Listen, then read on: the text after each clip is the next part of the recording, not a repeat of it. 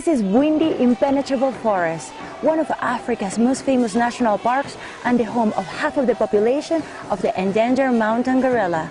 Tracking gorilla is very regulated here in Uganda to protect them. Only 8 people are allowed to visit a gorilla group a day, but I'm lucky today because I'm going to visit the gorillas all by my own.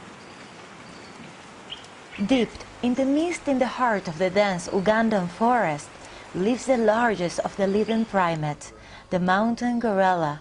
This endangered species, who has lived peacefully in this habitat for thousands of years, was not even known to science until early in the 20th century.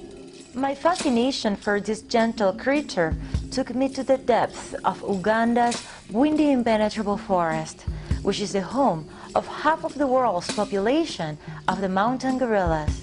In recent years, these beautiful animals have been threatened by poaching, disease, and the destruction of their habitat. They had died very much because people used it to kill them in need of their fingers, feet, to put them in their houses for decoration. In Uganda, the gorilla tourism program started in 1993, and it has become essential for the Ugandan economy. Now, because of the conservation, the population is growing again. And according to last 10 years, they increased by 17%.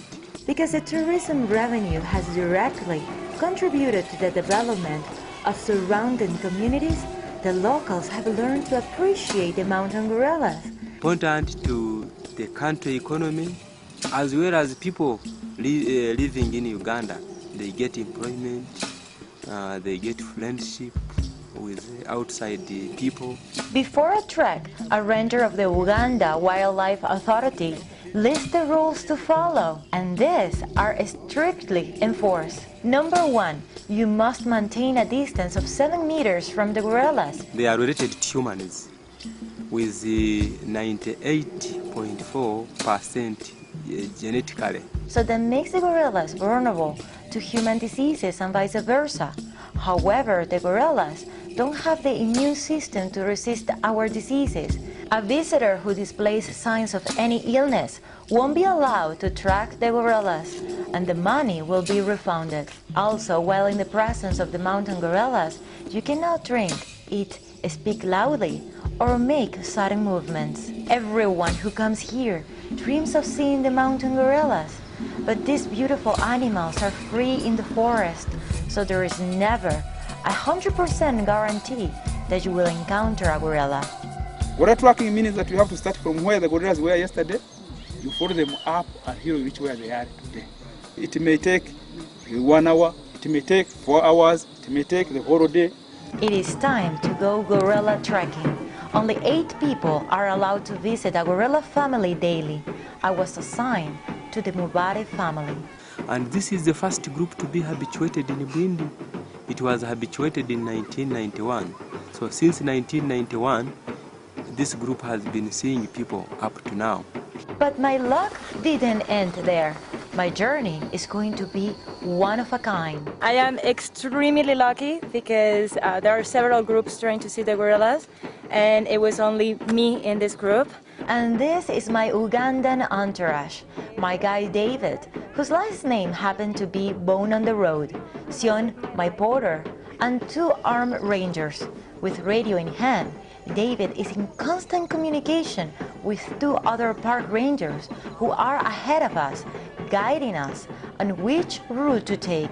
This is a taxing journey. There is no path to follow. The ranger with a machete cleared a path for us through the thick vegetation.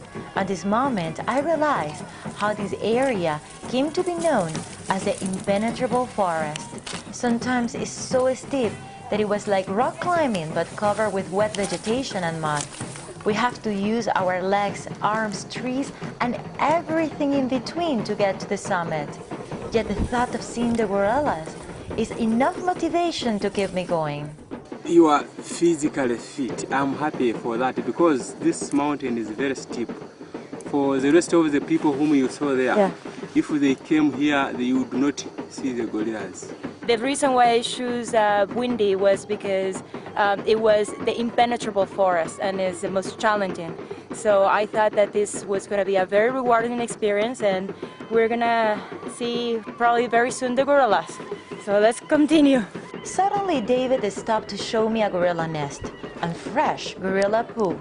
This is a good sign. We are on the right track. At that point, my entourage was left behind. Moving forward is only David, a ranger, and myself. In the darkness and haze of the forest, we meet Ruhondesa, the silverback, and the leader and guardian of this gorilla group. Hiding behind trees, Ruhondesa appears very sleepy and does justice to his name, which means the sleepy one.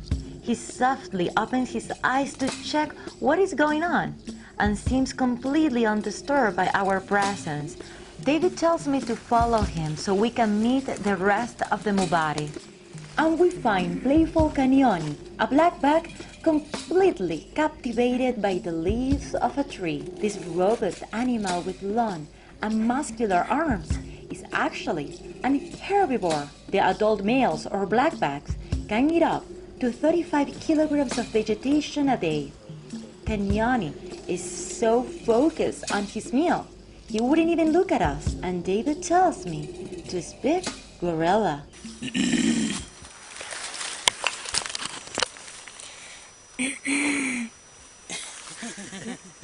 Yeah, almost.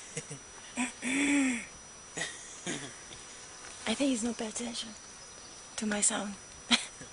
I don't think I'm that good with the gorilla sound.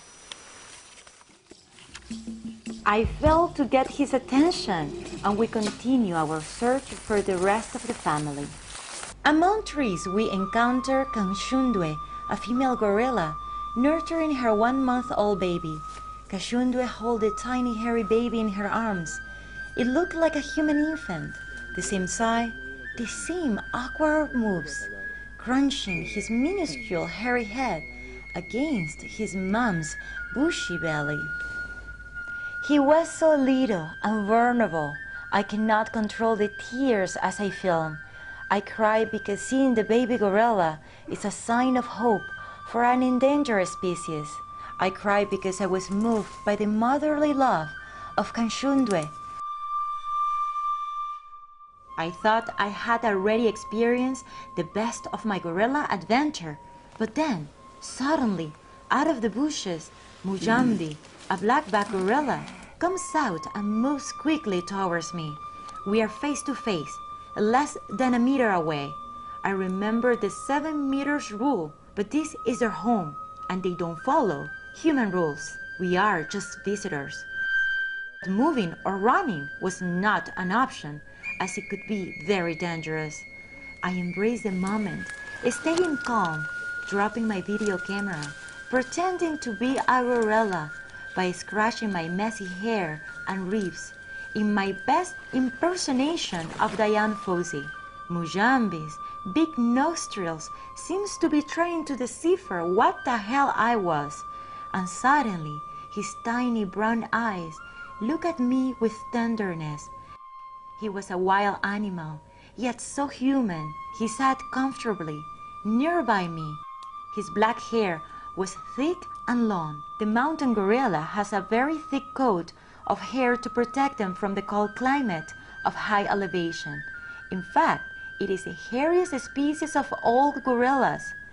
As I stare at Mujambi, Ruhondesa the silverback passes by us, showing his silvery gray saddle. Canyoni and Mujambi follow their leader. An hour has passed and we have to say bye to the Mubari family. Restricting the time with the gorillas to 1 hour is important in order not to cause them distress, disturb their routine, and prevent them from mating. The way back to the camp isn't any less challenging than to the way up, but I am leaving the forest feeling privileged to have seen firsthand what makes this mystic creature so unique. Visiting the mountain gorillas in their home, being embraced by them, looking at them free in the wild and growing in number is without any doubt the most extraordinary experience I have had in all my years of traveling.